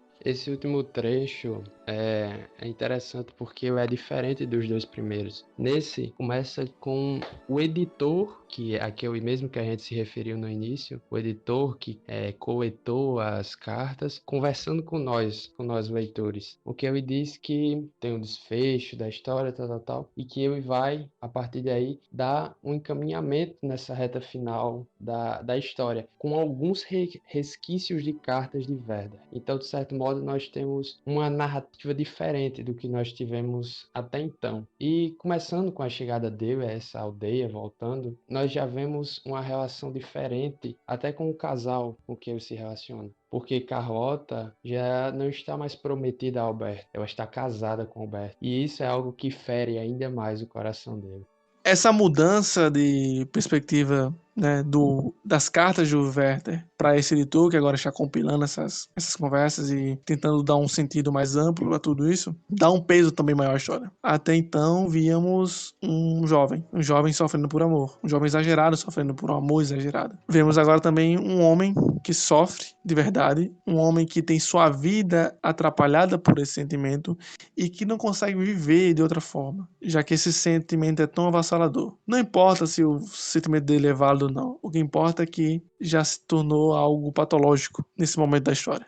E aí nessa agonia, né, nessa difícil distinção que ele conseguia fazer entre quem ele era, quem ele queria ser, a posição que ele gostaria de ocupar naquele momento, mas não conseguia. Era perto do Natal, e aí ele escreve uma carta para ela falando, e essa carta o narrador fala que foi encontrada depois da sua morte, foi encontrada fechada sobre uma escrivaninha e remetida a essa destinatária. E ali ele confessa para ela que quer morrer. Ele fala assim de uma forma tranquila, como a gente já disse, ele não tem muito romantismo acerca do suicídio. Para ele é uma saída perfeitamente aceitável e ele diz que pensou bastante sobre a questão e ele chegou a essa resolução, que ele quer morrer. E aí, de certa forma, ele associa a essa vontade e confessa para ela por inteiro de que desde quando ele foi arrancado de junto dela, ele foi inteiramente possuído de uma revolta, uma terrível revolta, dizendo que a existência dele deixou de ter alegria, que ele começou a ter um horror em face da existência e que ele caiu de joelhos, fora de si, e que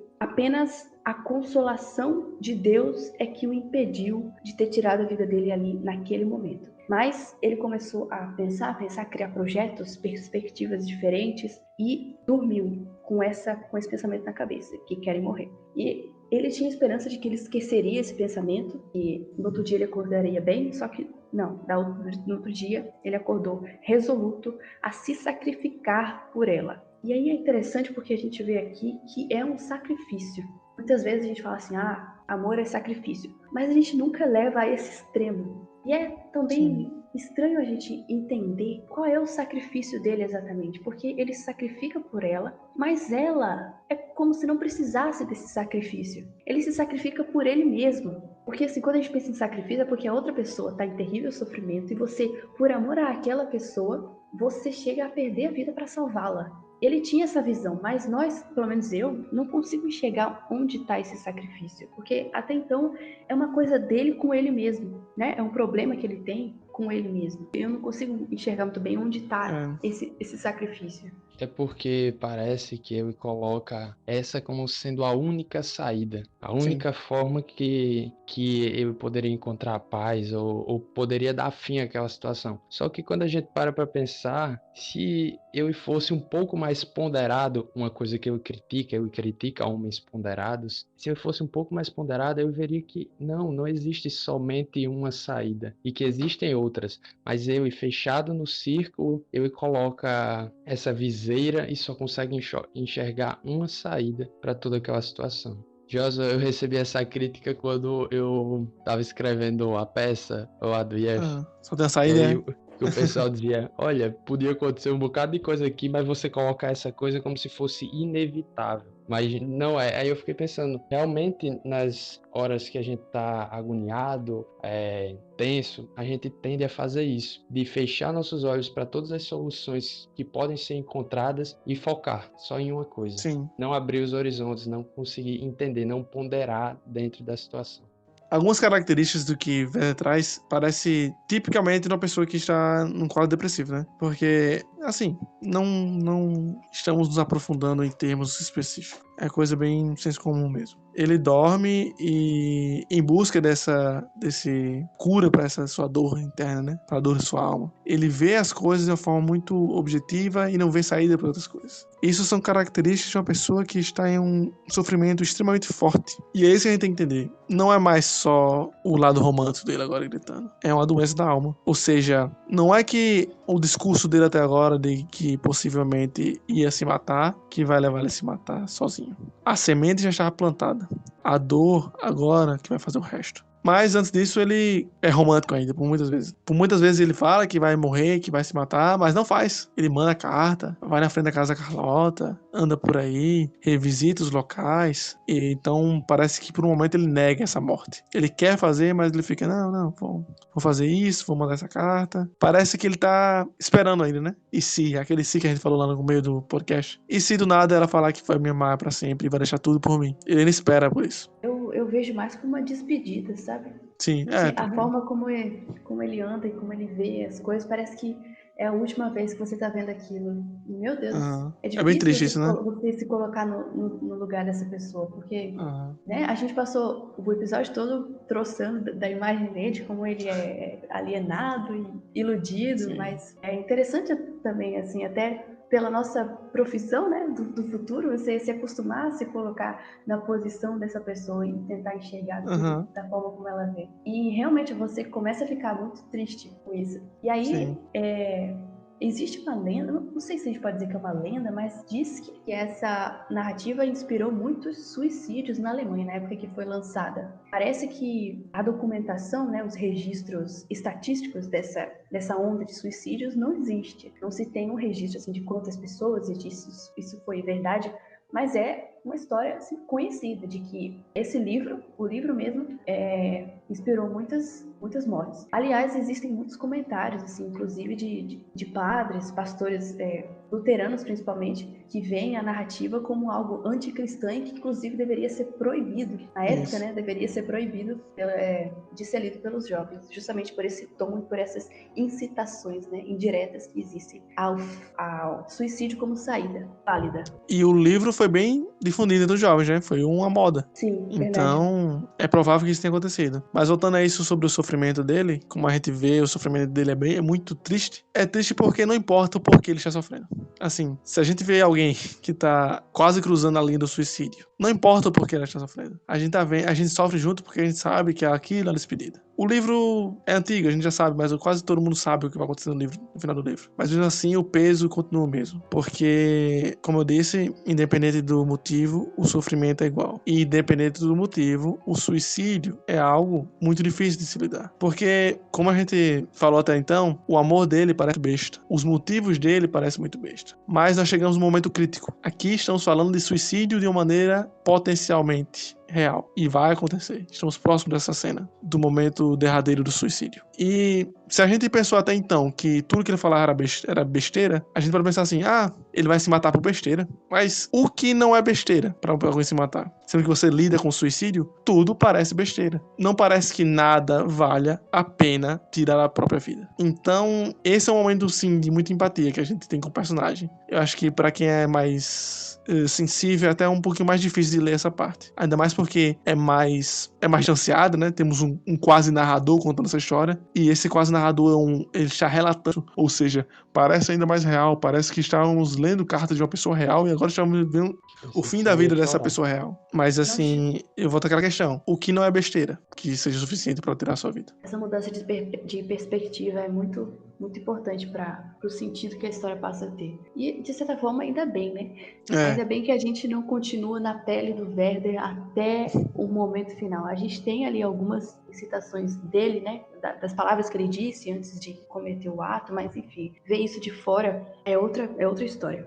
Bem, e ele, há uns dias atrás, tinha prometido a Carlota que voltaria apenas na véspera de Natal. Porque a Carlota tinha percebido, né, que estava complicada, ele tinha voltado lá da outra cidade, que estava difícil essa relação entre eles e pediu que o Alberto não estava gostando muito das visitas constantes e que ele, por favor, parasse de vir com tanta frequência. Ele fica muito sentido, mas promete que viria apenas na véspera de Natal, que é quando ocorreria um jantar familiar e reuniria os amigos e ele poderia visitar ali como uma visita regular, né? Mas esse dia não chegaria para ele.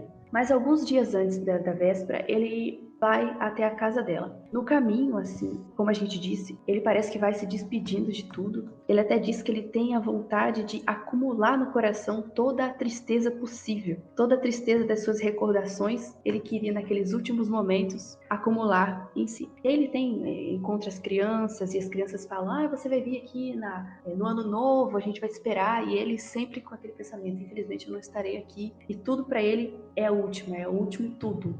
E aí ele vai até a casa da Carlota.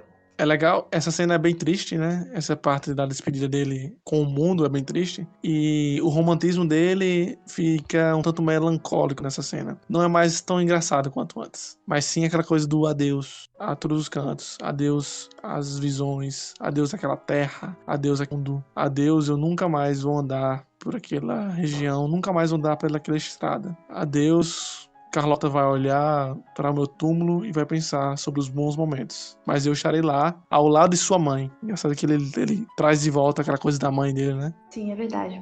Ele tem esperança de que numa outra vida ele reencontre a mãe e reencontre a Carlota, né? Em outras condições, em outras circunstâncias, mas que ele tem a esperança viva de que eles ainda viverão juntos. Antes dele começar a sua despedida, a vida, e ele ter seu último encontro com Carlota, Werther, ele vai rever o empregado. Lembra lá no começo que ele contou a história de que sua patroa era muito linda e que era uma pessoa muito especial e que Werther não queria vê-la pessoalmente para que não perdesse aquela perfeição descrita pelo empregado. E logo depois, né, o Werther vai conhecer a Carlota, que é a perfeição dele. O Werther vai encontrar esse empregado um pouco triste, né? E eles vão conversar sobre o porquê ele vai estar tão desolado. Aí o empregado fala, eu fui despedido do meu trabalho, porque eu gostava muito da minha patroa, Só que eu fiz algo que eu não deveria ter feito. Ela estava sozinha, lá no quarto dela, e eu tentei atacá-la. Ele parece se arrepender, o próprio empregado parece se arrepender, mas também não parece se arrepender tanto. E ele fala que agora tem um novo empregado lá, e que ele está com muito ciúme desse novo empregado. Porque ele sabe que todos que entram naquela casa se apaixonam por aquela bela mulher. E esse empregado acha que essa mulher só pode ser dele. Pouco tempo depois, né, ainda nessa parte, se descobre que aconteceu um assassinato. E quem foi que morreu? O novo empregado da casa daquela patroa, desse conhecido do Werther. E o Werther vê que o cara foi lá e matou um homem por ter ciúmes. Isso não parece ser importante, mas aqui se levantam duas questões e a gente pode focar aqui também nas falas do Werther. A primeira é, o Werther pensou em atacar fisicamente a Carlota, abusar sexualmente por um momento. Algumas palavras dele faz isso, dá a entender isso. Porque ele fala assim, aquele homem ele segurou e tal. Mas eu não tenho essa índole de se me segurar. Eu iria até os últimos segundos. E foi, né? É por isso que eu falei lá mais cedo que talvez o amor do Werther não seja platônico, porque ele não quer ficar só nas ideias. Ele realmente é o tipo de homem que iria até o fim. Então, apesar da gente ter pensado nisso do suicídio dele, é realmente muito triste. É uma coisa muito pesada de se conversar, de se lidar, mesmo que seja na literatura. Mas mesmo assim, ele não é uma pessoa exatamente boazinha. Essa conversa com esse empregado lhe faz pensar em abuso sexual, forçar a Carlota a ficar com ele, lhe faz pensar em homicídio, em matar o Alberto para ficar com a Carlota. Aí parece ainda mais que a única saída é o suicídio. Parece, cara, aquele que a gente tava falando sobre o sacrifício, né? Parece que pode sim um sacrifício pela Carlota, porque se o Werther continuasse com vida, ele poderia destruir a vida dela. Ou ele ia matar o Alberto, ou ele ia abusar sexualmente dela. Talvez. E a única saída pra ele foi suicídio. Em um dos trechos ele inclusive diz que um de nós três precisa morrer. E ele fala assim, um de nós três precisa desaparecer, e essa pessoa sou eu. E sobre o homicídio, assim, com essa relação com esse empregado, tem uma alusão aí não somente ao provável abuso sexual, mas também ao homicídio do Alberto. E isso aí a gente percebe desde o início da narrativa, que desde aquele primeiro baile que ele estava com ela, ele conta de uma hora que ele estava vendo ela comer uma laranja e compartilhar com as amigas. E ele diz que cada vez que ele compartilhava um pedaço com alguma amiga, ele sentia uma apunhalada no coração. Ele fala assim, pensa, numa coisa tão simplória assim, ele tinha um ciúmes deste tamanho. E também sobre a dança, ele olha assim, não exatamente direcionada a ela, mas ele fala na carta que se eu tivesse uma amada e algum outro estivesse dançando com ela, eu seria capaz de matar esse outro. Ele fala assim. Então, desde o início a gente vê que ele tem um ciúmes, assim, não ainda só por ela, mas faz parte da constituição dele, né? De quem ele é. Assim. Ele vai até o fim ele vai até o outro extremo.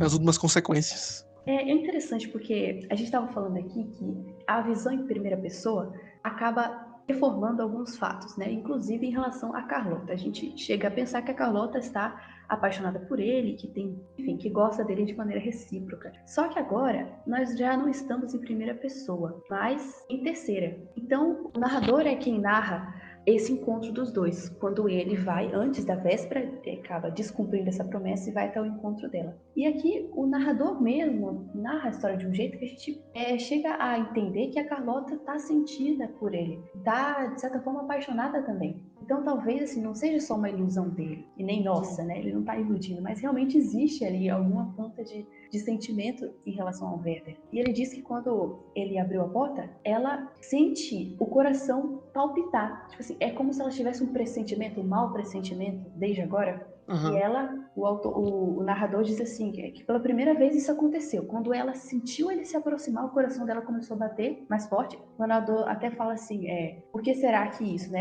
Era a primeira vez que isso acontecia e há razões para acreditá-lo. Mas aí ela abre a porta, uma espécie de arrebatamento apaixonado, e diz, você descumpriu a promessa, você não cumpriu a palavra. Ele fala, eu nada prometi. E começa essa tarde que eles passam juntas, que não é muito longa, mas que é muito importante. Ela é muito especial, porque, se perceberem, ela é um espelho da primeira cena, do encontro deles. Antes de começar a gravar, a gente tava falando isso. Como é que o cara sabe o que ela pensou? Isso eu fiquei pensando nisso, sabe? Ele é só editor? Como é que ele sabe o que ela pensou? Mas aí já seria duvidar demais, né? Já seria muito maldade nossa. Porque a gente ia pensar, não, eu duvido do Werther, duvido do editor e tal. Uhum. Sim. Então, a gente tem que pelo menos confiar nesse editor, né? Então a gente vai entender que sim, a Carlota tem um certo sentimento pelo Werther. Daí a gente vai ver alguns sentimentos aflorarem na Carlota nesse momento. Tanto de preocupação com o Werther, quanto de paixão mesmo. A gente vai ver um pouquinho mesmo como ela o ama, né? É um amor contido, um amor diferente. O amor por Alberto parece maior e mais responsável. Mas existe sim um amor ali. Tanto que ela queria que uma mulher tivesse ali com ela, né? Uma companhia para quem não era casada, não deveria ficar sozinha. Só que o narrador fala que ela chamou alguém, mas no íntimo dela ela não queria que ninguém viesse. Ela queria ficar ali sozinha. Infelizmente ninguém veio. Mais à frente, a gente vai falar agora do momento crucial da história entre eles dois. Mais à frente, o narrador vai falar que em seus pensamentos ela pensava: ah, como eu queria que ele se casasse com uma amiga minha. Ah, como eu queria que ele fosse nosso amigo. Mas ela pensa também: não, eu queria ele só pra mim. Existe aí sim uma questão de poder dela sobre ele. Então a gente pode também entender assim, não é só um amor do jeito que ele ama, também é um desejo pelo poder da forma que ele trata. Zé Guilherme falou isso lá no início, e aqui a gente reafirma isso. Ela gostava, sim, gostava dele, da forma que ele a tratava. A gente nem precisa colocar isso aqui no podcast, mas tem uma cena que me remeteu diretamente a isso. Não sei se vocês lembram, mas eles estão passeando juntos, e aí é uma cena assim muito, sei lá, romântica, a forma como ele olha, ele fica absolutamente apaixonado.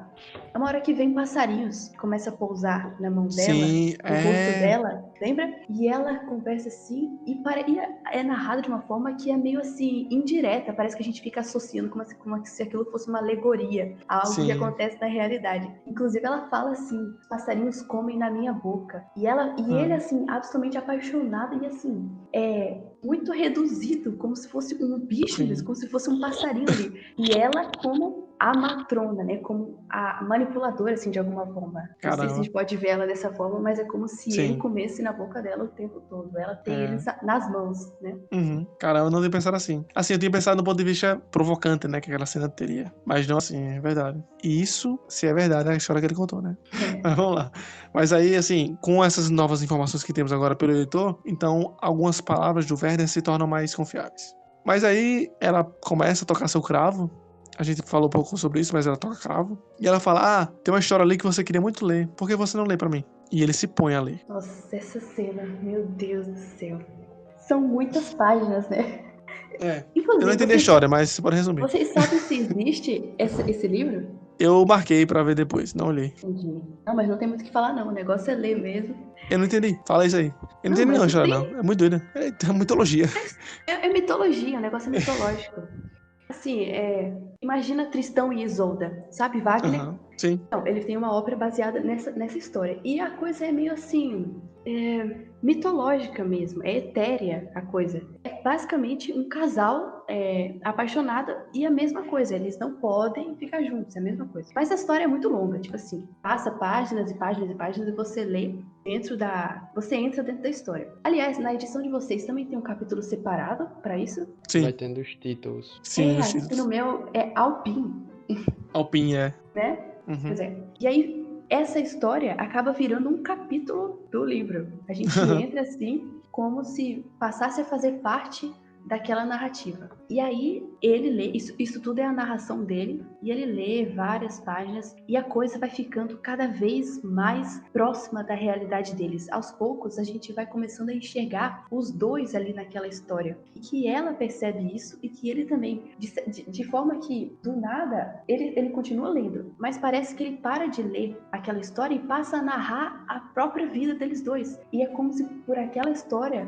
ele dissesse tudo para ela, e ela entendesse a ponto de começar a chorar. E nossa, é incrível essa cena. Eles lendo, ela começa a chorar muito porque ela entendia, é como se ela tivesse entendido finalmente qual é o sentimento dele e que ele se sente como um daqueles personagens ali que via uma amada que não podia ser alcançada, mas que era um amor a ponto de ser fatal. E aí que começa essa narrativa, ela é dissolvida, digamos assim, a narrativa dessa história mitológica, né? Ela é dissolvida em uma um choro torrencial, né? Eles começam a chorar e aí aquela emoção, ele começa a beijar as mãos dela e aí a gente vê que é recíproco ela, porque ela faz a mesma coisa. Ela chora, ela interrompe a leitura dele, pega a mão e aí parece que há uma conversa ali, uma conversa silenciosa. E aí sim a gente vê que ela tem sim alguma paixão por ele. Não dá para julgar, né, em medidas assim, se era a mesma quantidade, se ela estaria disposta a ficar com ele, ou... porque isso em nenhum momento é questionado, né? Eu acho interessante isso aqui também, porque fala muito do estilo da narrativa do Goethe. E se fosse um outro autor, sei lá, ele inventaria uma saída, vamos fugir,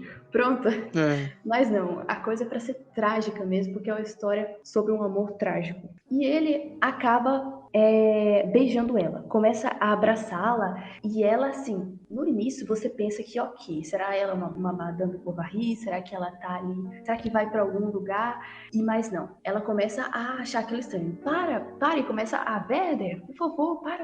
E ele, não. E aí, pela primeira vez, a gente vê aí a quase consumação, né, de um estupro, né? Sim. Ele estaria disposto, a gente já sabe que ele estaria disposto a fazer isso, ele não tem escrúpulos, nem o senso moral dele nesse sentido é bastante prejudicado, até porque ele faria qualquer coisa, absolutamente qualquer coisa, para consumar esse amor que ele tem. Mas ela consegue fugir, então ela consegue se desvencilhar dos braços, consegue fugir, corre até um quarto que fica do lado, se tranca lá e ele cai no chão.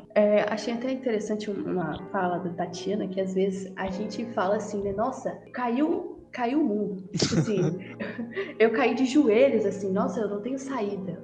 O chão se abriu. E aqui é tudo literal. Ele realmente cai no chão. Ele Cai de cara deita no no chão, chão, né? cai de cara no chão, começa a chorar com o rosto no chão. Enfim, bastante E ele dramático. chama o nome Bastante dela, né? triste. Mais uma vez. Sim, é bem... A porta. Uhum. E o editor barra narrador segue dizendo que ele passou meia hora ali, sem perceber o tempo passar. As empregadas passavam e voltava, e Charlotte não saiu do quarto. Até a hora que ele decidiu ir embora, porque já era chegada a hora. Só uma coisinha aqui antes de acabar essa parte. Eu falei que a cena é espelho porque, tal como na primeira cena do encontro deles pela primeira vez, ela chora, né? Por uma referência, né? Eles choram por uma referência que une os dois, de literária, né? Isso é bem legal. E também volta àquele ponto que eu falei sobre o momento interrompido. Se naquele momento da dança ele tivesse a beijado, que talvez acontecesse se não fosse o trovão, e se não fosse tudo alvoroço, ela teria entendido qual eram os reais sentimentos dele por ela. E ali teria acabado ou começado. Então, toda a história que aconteceu aí, desde o primeiro encontro até agora, parece um hiato. Parece que foi interrompido e agora foi concretizado. Só que os danos que isso leva são muito grandes. Tão grandes que tira a vida de alguém. Outra coisa interessante pra focar nessa cena é como é bonito, né? Essa coisa clássica do Goethe, porque ele coloca na mesma cena o amor, os sentimentos, a música e a literatura. Como se falassem a mesma língua. E que de fato muitas vezes o falam.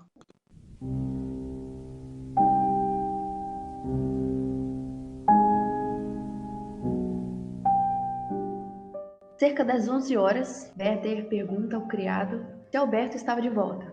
A gente sabe, Alberto viajava bastante, ele estava fora durante esse tempo, e o criado diz que sim, que vira alguém reconduzindo o cavalo dele. Então Werther escreve um bilhete com as seguintes palavras: poderá você emprestar-me uma das pistolas para a viagem que eu pretendo fazer? Adeus, seja feliz. Ele envia esse bilhete e, enquanto isso, a Carlota mal consegue dormir. Ela, de certa forma, tem um mau pressentimento. Esse pressentimento é meio que confirmado quando o Alberto comenta com ela sobre esse bilhete que ele pretende emprestar as armas para o Werder, e é ela que vai buscar essas armas. O Alberto pede a ela, né, por favor, entregue as armas para o criado. O Werder fica sabendo que essas armas foram tocadas pela Carlota. É que nesse momento o narrador fala assim, que a Carlota pega as armas, olha pro Alberto, e assim o Alberto fica meio desconcertado assim, e fala, entrega logo. É bem, tipo, por um momento, por um segundo o juiz pensará assim, será que ele vai fazer uma besteira? Só que eles pensam, não, acho que não, vamos entregar.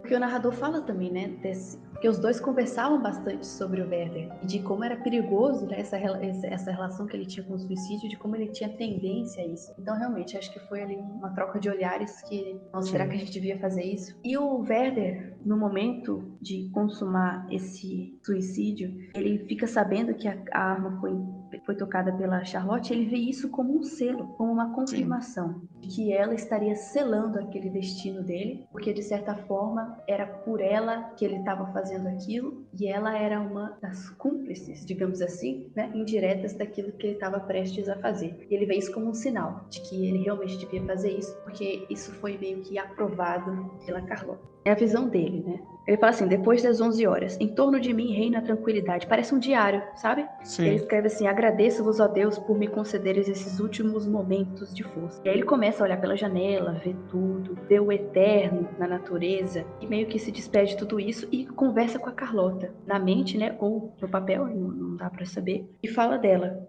Enfim, que você está em tudo que eu vejo, eu não consigo me diferenciar de você, e que ele escreveu um bilhete ao pai da Carlota pedindo que proteja o corpo dele. E até indica onde que ele deve ser enterrado, que é bem naquele lugarzinho no campo, entre as duas tilhas, era onde ele costumava se encontrar com a Carlota e com as crianças, ler os seus livros, enfim. É lá que ele deveria ser enterrado. E ele termina essa parte, esse bilhete, dizendo assim: elas estão carregadas da meia-noite. Que assim seja, Carlota. Adeus, Carlota. Adeus.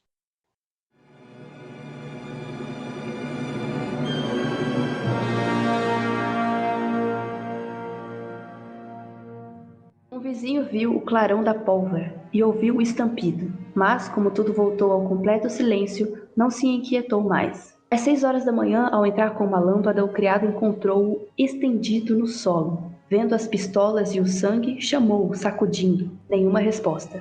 Werder estertorava. Correu ao médico. Foi à casa de Alberto. Carlota ouviu bater e sentiu arrepio por todo o corpo. Despertou o marido e ambos saltaram da cama. O criado, gritando e gaguejando, deu-lhes a notícia. Carlota caiu sem sentidos aos pés de Alberto. Quando o médico chegou, o desgraçado jazia no soalho. Não havia mais esperança de salvá-lo, pois, conquanto o pulso ainda batesse, todos os membros estavam paralisados. Ele havia metido uma bala na cabeça, acima do olho direito, e os miolos saltaram para fora. Fazendo uma tentativa, deram-lhe uma sangria no braço. O sangue correu e ele continuou a respirar. A mancha de sangue que se via no espaldar da poltrona provou que Werder estava sentado à sua secretária quando disparou a arma. Em seguida tombara, e debatendo-se na convulsão, rolara ao lado da mesma poltrona. Estirado em de súbito dorsal perto da janela, não teve mais forças para fazer qualquer movimento. Estava completamente vestido e calçado, envergando um fraque azul e um colete amarelo. A princípio a casa, e depois a vizinhança, por último a vila inteira, foi sacudida pela emoção.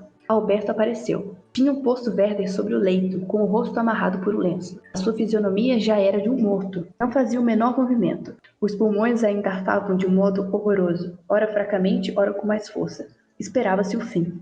Ele bebera apenas um copo de vinho. O drama de Emília Galotti estava aberto sobre uma estante. Dispensem-me de descrever a consternação de Alberto e o desespero de Carlota. O velho barril acudiu, logo que soube da notícia, e beijou o moribundo, derramando lágrimas ardentes. Seus 2 filhos chegaram a pé, logo depois do pai, e abandonando-se à dor mais violenta, caíram junto ao leito. Beijando as mãos e a boca de Werder, o mais velho dos 2, por quem Werder sempre demonstrara particular estima, colou-se aos lábios até que o infeliz soltasse o último suspiro, tendo sido preciso arrancá-lo dali à força. Werder expirou ao meio-dia.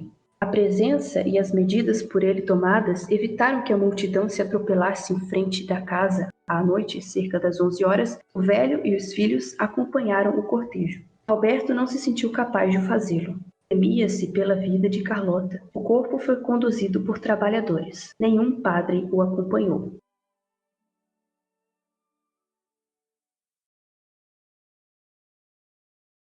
Sabemos que nossa conversa de hoje foi um tanto incômoda, mas é de suma importância falarmos sobre o assunto e ainda mais em uma perspectiva literária que nos faz sentir fortes emoções, ao mesmo tempo em que nos deixa em um lugar seguro e confortável. Tendo em vista que estamos no Setembro Amarelo, mês em que a valorização da vida fica evidente, gostaríamos de reforçar a mensagem que aqueles que sintam a necessidade de ajuda, procurem essa ajuda psicológica ou de outros profissionais. Se precisar conversar com alguém em um momento crítico, ligue para o número 188, contato do Centro da Valorização à Vida. Você não está sozinho. Esperamos vocês na próxima semana com mais um tema ou mais um livro e muito mais literatura.